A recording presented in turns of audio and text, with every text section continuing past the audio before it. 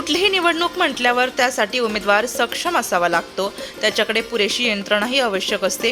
या सर्व बाबी आमच्या संस्थेचे इगतपुरी तालुका संचालक ॲडव्होकेट संदीप गुळवे यांच्याकडे आहेत। त्यांचे वडील दिवंगत गोपाळराव गुळवे यांच्या समर्थ वारसा त्यांना लाभलेला आहे। वडिलांप्रमाणेच जिल्हा बँक, जिल्हा परिषदेसह शिक्षण संस्थेत त्यांनी यशस्वी भूमिका निभावली। त्यामुळेच हो घातलेल्या महाराष्ट्र विधान परिषद नाशिक विभाग शिक्षक मतदारसंघासाठी महाविकास आघाडीने त्यांना उमेदवारी जाहीर केली। मविप्र संस्थेचाही त्यांना पाठिंबा असल्याचे सरचिटणीस ॲडव्होकेट नितीन ठाकरे यांनी संस्थेच्या मध्यवर्ती कार्यालयात झालेल्या पत्रकार परिषदेत जाहीर केले। यावेळी ॲडव्होकेट ठाकरे म्हणाले, मराठा विद्याप्रसारक समाज ही 1914 मध्ये स्थापन झालेली महाराष्ट्र राज्यातील 110 वर्ष जुनी नावलौकिक प्राप्त शिक्षण संस्था आहे। संस्थेची स्थापना नाशिकच्या स्वातंत्र्यपूर्व इतिहासातील महत्त्वपूर्ण टप्पा होता। स्थापनेपासून अनेक दानशूर, शिक्षणप्रेमी, सेवाभावी, सामाजिक धुरींचा संस्थेच्या विकासात सक्रिय सहभाग राहिलेला आहे। समाजाचा सर्वांगीण विकास व्हावा व विविध शासकीय, सामाजिक, शैक्षणिक व आर्थिक लाभ समाजातील तळागाळापर्यंत पोहोचण्यासाठी सक्षम राजकीय प्रतिनिधित्व असावे, यासाठी संस्था आग्रही असते। त्याचाच परिपाक म्हणून गेल्या 110 वर्षात मविप्र संचालक मंडळातील अनेक सदस्यांनी केंद्र व राज्यस्तरावर लोकप्रतिनिधित्व करीत संस्थेची ध्येय धोरणे जनसामान्यांपर्यंत पोहोचवली आहेत। नाशिकच्या राजकीय परिक्षेत्रात संस्थेच्या निर्णायक पाठिंब्यामुळे अनेक उमेदवारांना यश मिळून केंद्र व राज्यस्तरावर लोकप्रतिनिधित्वाची संधी मिळालेली आहे। यंदा देखील नाशिक विभाग शिक्षक मतदारसंघासाठी हो घातलेल्या सन 2024च्या निवडणुकीमध्ये संस्थेने एकमताने संस्थेचे इगतपुरी तालुका संचालक तसेच शिवसेना उद्धव बाळासाहेब ठाकरे गटाचे उमेदवार ॲडव्होकेट संदीप गोपाळराव गुळवे यांना पाठिंबा देण्याचा ठराव केलेला आहे। येणाऱ्या काळात संदीप गुळवे विजयी होऊन संस्था आणि पर्यायाने नाशिक विभाग शिक्षक मतदारसंघाचे यशस्वी व सक्षम नेतृत्व विधान परिषदेत करतील असा विश्वास ॲडव्होकेट ठाकरे यांनी व्यक्त केला। नुकत्याच झालेल्या लोकसभा निवडणुकीत नाशिकमधून निवडून आलेले राजाभाऊ आजे आणि धुळे लोकसभा मतदारसंघातून निवडून डॉक्टर शोभा बच्चाव हे दोन्ही उमेदवार मविप्रचे सभासद आहेत। हा आपल्यासाठी शुभ शकून आहे। त्याचप्रमाणे ॲडव्होकेट संदीप गुळवे यांनाही आलेल्या संधीचे सोने करता यावे, यासाठी मविप्रसह रयत शिक्षण संस्था, TDF आदी संस्था आणि 5 जिल्ह्यातील विविध शिक्षण संघटनांचे तसेच शिक्षण संस्थांचे पदाधिकारी प्रयत्नशील आहेत, हे देखील ॲडव्होकेट ठाकरे यांनी यावेळी नमूद केले। ॲडव्होकेट गुळवे यांना शिक्षक भरती, शिपाई पद मान्यता, रिक्त जागा अशा शिक्षकांच्या अनेक प्रश्नांची जाण आहे। शिवाय आता वातावरण बदललेले असून जनतेला पर्याय हवा आहे।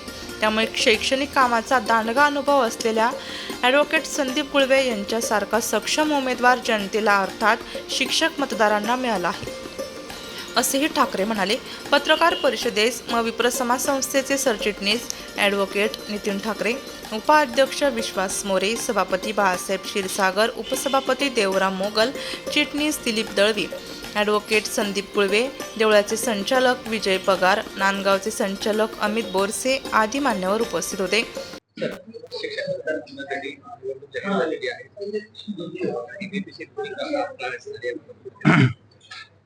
नाशिक विभाग शिक्षक मतदारसंघाची निवडणूक येत्या 26 जून रोजी होऊ घातलेली आहे आणि या संदर्भात मराठा विद्याप्रसारक संस्थेची भूमिका ही अशी असणार आहे की या विभागामध्ये ज्या आमदाराची नियुक्ती होत असते त्या आमदाराने या विभागाचे सर्व शिक्षकांचे प्रश्न आणि शिक्षकेतर कर्मचाऱ्यांचे सुद्धा प्रश्न हे ताकदीने सभागृहामध्ये मांडले पाहिजे आणि सरकारकडनं या सगळ्यांच्या बद्दल त्यांना कसा योग्य न्याय मिळेल अशी भूमिका वेळोवेळी मांडली पाहिजे। वेगवेगळ्या फोरममध्ये, मंत्रालयामध्ये असो किंवा वेगवेगळ्या अथॉरिटीजमध्ये असो हे शिक्षकांचे प्रश्न मांडले पाहिजे। त्याकरता शिक्षक मतदारसंघाची निर्मिती असते आणि या ठिकाणी मराठा विद्याप्रसारक संस्थेमध्ये संचालक म्हणून कार्यरत असणारे आमचे सहकारी ॲडव्होकेट संदीपजी गुळवे हे सर्वार्थाने या पदाकरता योग्य आहेत। त्यांना महाविकास आघाडीने पुरस्कृत केलेला आहे। त्याच्यामध्ये काँग्रेस पक्ष असेल, शिवसेना, बाळासाहेब ठाकरे गट असेल, उद्धव ठाकरे गट असेल, त्याचबरोबर राष्ट्रवादी काँग्रेस असेल, विविध TDF संघटना असतील किंवा फुकटो सारखी शिक्षकांची संघटना असेल, या सगळ्यांनी पाठिंबा दिलेला आहे। विविध शिक्षण संस्थांनी सुद्धा या 5 जिल्ह्यातल्या संस्थांनी त्यांना बऱ्यापैकी पाठिंबा दिलेला आहे। रयत शिक्षण संस्थेने सुद्धा त्यांना पाठिंबा जाहीर केलेला आहे. त्याच्यामुळे मला वाटतं एक चांगल्या उमेदवाराला आपण या ठिकाणी शिक्षकांनी निवडून दिलं पाहिजे. शिक्षकांचे जे प्रश्न आहेत ते प्रश्न सोडवण्यासाठी ते सक्षम असतील असं माझी खात्री आहे.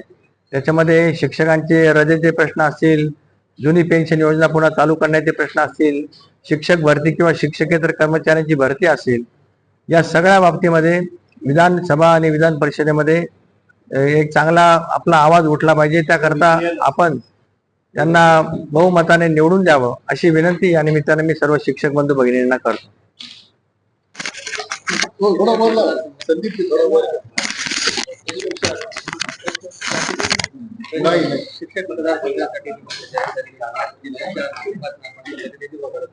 शिक्षकांचे नेमके कोणते प्रश्न सोडवण्यासाठी आपण या निवडणुकीमध्ये सगळ्यात पहिला प्रश्न म्हणजे शिक्षकांचा जुनी पेन्शन योजना. शिक्षकांची जुनी पेन्शन योजना ही लागू झाली पाहिजे. त्यांच्या आयुष्याच्या संध्याकाळी त्यांना पेन्शन ही मिळाली नाही तर नक्कीच त्यांचं जे म्हातारपण आहे ते अतिशय खडतर राहतं. शिक्षकांना जुनी पेन्शन लागू झाली पाहिजे. जे विनोदी शिक्षक आहेत 20% 40%वरती काम करतात त्यांना याच्यापूर्वी 100%वर ट्रान्सफर करायच्या मान्यता होता. मधल्या काही काळामध्ये तो GR आला आणि त्याला स्टे आहे.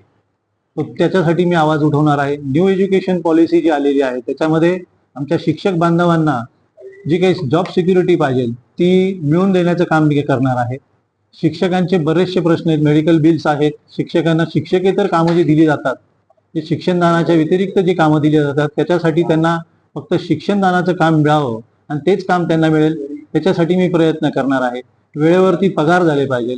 आमचे काही शिक्षक हे 100%वर काम करतात, काही शिक्षक हे विनोदाने असतात, काही शिक्षक 20% 40%वरती रिटायर पण होऊन जातात. मग अशा शिक्षकांना समान मिळावं आणि सगळे सारखे एका पात्रामध्ये राहावे अशा प्रयत्न माझे राहतील. आणि मी महाविकास आघाडी म्हणून ही उमेदवारी करतो आहे. काँग्रेस, राष्ट्रवादी काँग्रेस, शिवसेना,